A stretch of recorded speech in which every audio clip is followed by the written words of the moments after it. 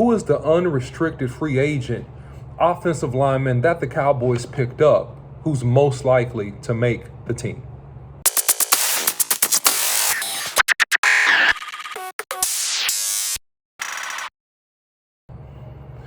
All right, guys, before I get into the content, don't forget to like, share, and subscribe Boss Cowboy Sports. You can follow Boss Cowboy Sports on YouTube, Instagram, Facebook, and Twitter. You can follow me, the OC100, on Twitter. Alec Lindstrom, center for Boston College, former center, 3-year starter, started tons of games next to highly coveted Zion Johnson, who was drafted in the first round and played left guard for Boston College. He was a preseason All-American pick. He was first-team All-ACC. Let's get into the film straight away, break down some of his strengths, some of his weaknesses, and see at the end of the video where he projects to play for the Dallas Cowboys. Let's get into it. Okay, guys, as we get into this film, let me lay some groundwork on a few things that I think are very important. We have to understand the pedigree of Alec Lindstrom. His older brother, Chris Lindstrom, also played at Boston College. He was a first-round draft pick in 2019 with the Atlanta Falcons. He has started almost every game since the end of his rookie year for the Atlanta Falcons. So Alec Lindstrom comes to the NFL and the Dallas Cowboys with a good amount of pedigree. A couple things of note when we talk about Alec Lindstrom before we dive straight into the film. He's played more than 2,500 snaps for Boston College, over 1,100 snaps as a pass blocker. He started 48 games, a lot of game experience. He's only allowed 24 pressures and 3 sacks in his entire college career. So there are a lot of good things. There are some things that he needs to improve upon. Let's get into the film and let's look into it. Class is in session. So you notice on this very first play, he does a good job tandem blocking, although because of his pad level, he loses his balance at the end of the play. 72 is the center, push in the hip by Zion, and he crosses his feet, he loses his balance. So you'll see this reoccurring theme as we look into this film, that he needs to play with a little bit slightly better pad level, and he needs to have a little bit slightly better footwork in certain situations. But this guy is a guy that is really a fight in a phone booth type of offensive center. Here's the center, number 72 again. So he does a good job in tight spaces, hitting and knocking people backwards. He will take advantage of an inferior defender and finish you if you show weakness or if you have higher pad level than his. The things of note that he does very well as we look into this, he stops the bull rush, but he gives up a little bit too much ground. So again, as we spoke about with Matt Walensky in the last film breakdown, he needs to improve his lower body strength and play with a little bit more leverage. If he can play with a little bit more leverage, high on the leverage there, right? That guy gets in his chest, he's supposed to hit that guy and immediately sit down. If he can improve upon his pad level and some of the technical nuances of leverage, he could be a very good center. Now, this is a really good job in a tandem block with him, and that's what he really excels at.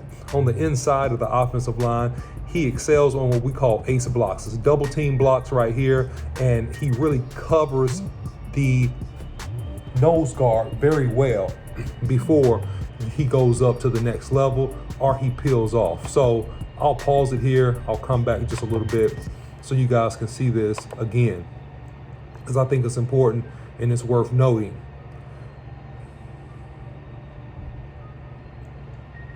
Now on this play, you see him right here, and he does a great job with the footwork and actually gaining leverage on the nose guard. And it'll replay again right here. So really good footwork, really good open step, and he's ready for this guy who runs and tags the quarterback, number 9, to come over the top, but he doesn't. He reverses course. So that's a really good tandem block with him and the guard going to the front side. Again, you see him do the same thing. Great job on the tandem block. Really good footwork. Really good footwork.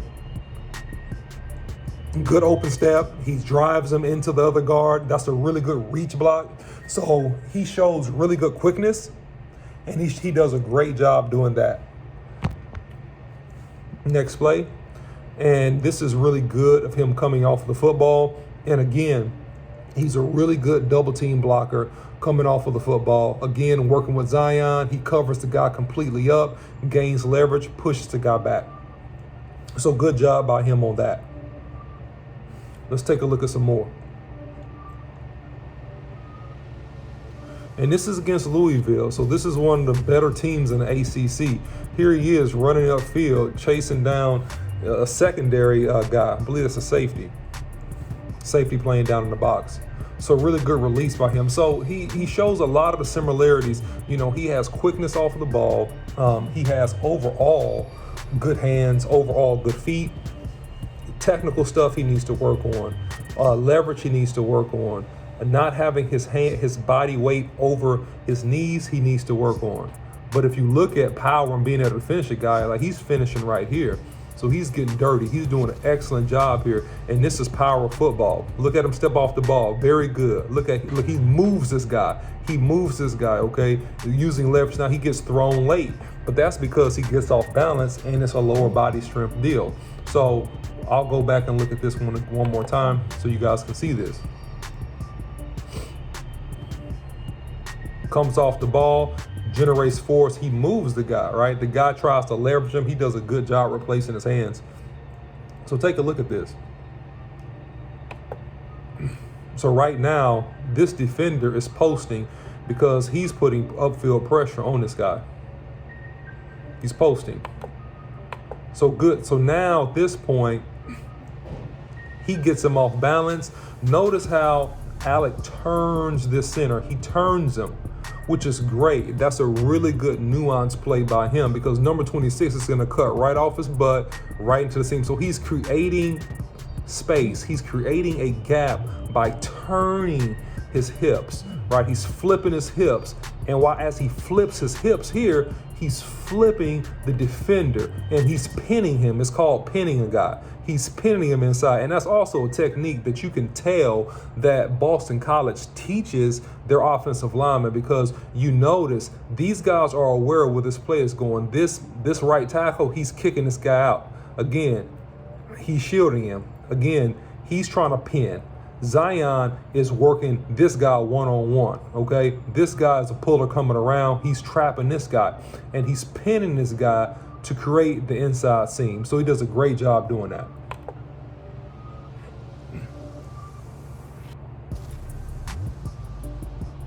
All right, next play. And I just want to look at several of these plays, and we'll get off of this here in a little bit, but I want to show you guys what I see in him and his potential. So he does a good job in his pass set, but he's a little bit cumbersome to me. He needs to play with his feet a little bit more fluidly, right? He looks very cumbersome with his pass set, which means that he's primarily a run blocker. He's used to run blocking a lot. And also, what you want to see here, stop. Right? When he gets a kick step back for depth, I want to see him stop. So this is called oversetting. And this is just a little nuance. This is oversetting because right here, he needs to take 2 quick steps back. He needs to have a lower pad level. He's almost standing straight up. More knee bend. And if he plays with more knee bend, that will solve some of the leverage problems that if you watch more film on him, and this will be a short film session, by request, we can get into more of this, but this will alleviate some of the leverage problems, him playing lower with more leverage. But what you notice with offensive linemen, and it's something I'll teach you guys, when a guy plays really high, he lacks leg strength. Guys that have great leg strength, they typically play lower or they're trained to sit and to play lower. Now, he's going to continue to take another step back here, but he takes 2 steps back. He needs to stop right here because he can work in right on a double team. He can work out with Zion to the left, right? You give too much ground, and when you give too much ground, what happens is that when you have collision, if you don't sit down immediately, all of a sudden you're back here, and this is creating pressure. You're right in your quarterback's face. Now, it doesn't happen on this play, but it's something that's worth noting. So he's working back. Okay, so there. So those are just little things that I like to see him improve upon. And, a part of the things that he can do better in terms of his game. All right. So he shuffles across, stop a little bit sooner so that you can stop the upfield penetration. Doesn't affect him on that play just because of the scheme of the defense. Let's take a look here. And he does a pretty good job moving laterally. I like to see him run his feet faster. So good footwork on the reach block. And actually, that's a really good reach block, man. I'm not going to even say nothing about that, man. That's a good reach. That's a good freaking reach block, man, by a center. So, he's showing good feet there. No cap on that at all. Really good reach block. Opens up, and he gets to the defender and does a good job. And running back is cutting right off of his butt. So good job. And you'll see it here on the other angle that look at the reach block by him. All right, good. Also, he's reaching a 3 technique. This is hard. All right, he's the center. He's uncovered. This guy shifts over. All right, this guy's now a 3 technique. Okay, this guy's like a 3 technique. So he's reaching over 2 gaps. All right, this is stretch. This is the epitome of zone. Okay, love this. All right, this is zone. Everybody's stepping to the right.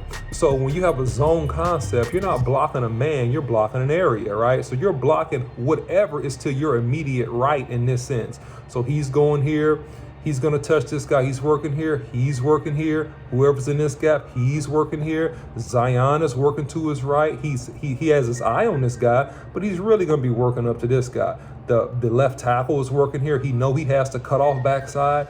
The tight end is working here. He's looking for anything looping here or looking for anything firing here. So this is called blocking a area and not a man. This is zone. And so the quarterback and so the running back in this situation has to read. The running back has the read. The running back in this scenario, he can bounce outside, right? He can bend back based upon a lane, or he can bang. He can bang right up in here. And so what he's going to do is go bang, right off this block. So let's take a look at it. So he's reading it. Is it a hole here? Is the hole here? Or is the hole here? It's his job to read it, right? Well, he can't bounce outside because this tight end is beat. This guy's running upfield, right? This is not cleared out. This tackle hadn't cleared this guy out. So the hole is going to be bang right up the middle, right? So this is how you block a zone concept, and this is how you read it as a running back. So he bangs it up, right? Because he's running his guy by. Good job getting to his upfield shoulder and running his feet, and he makes the appropriate read.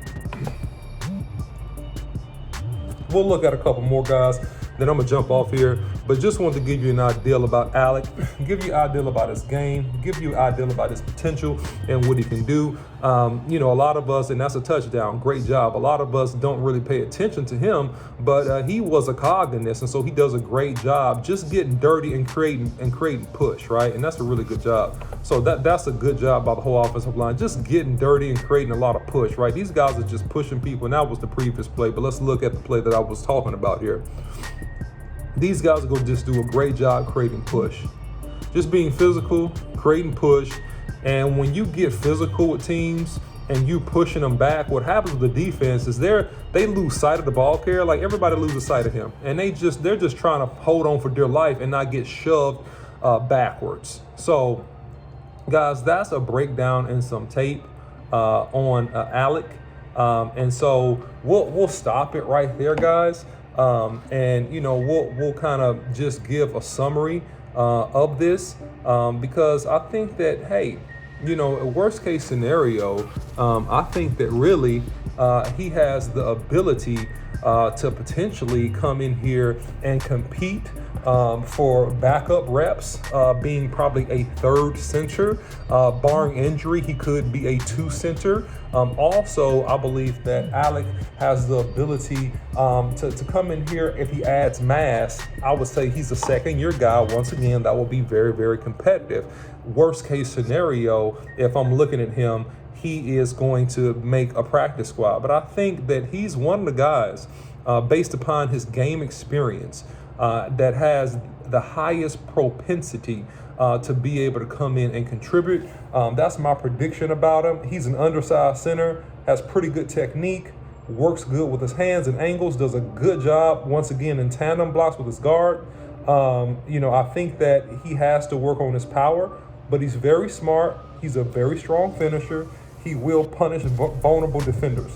And if he works on his leverage and keeps the center of his gravity a little bit lower, once again, his balance won't be an issue. He has basically a guy that could have upside to someday in the next, I would say, 2 years, depending upon the scenario and situation, be a starter for the Dallas Cowboys. So, guys, that's all I got for now. But like and share and subscribe to these videos. Let me know how I did in the video. Please comment below. Follow Boss Cowboy Sports on YouTube, Instagram, Facebook, and Twitter. You can follow me, the OC 100, on Twitter. And until next time, guys, see you.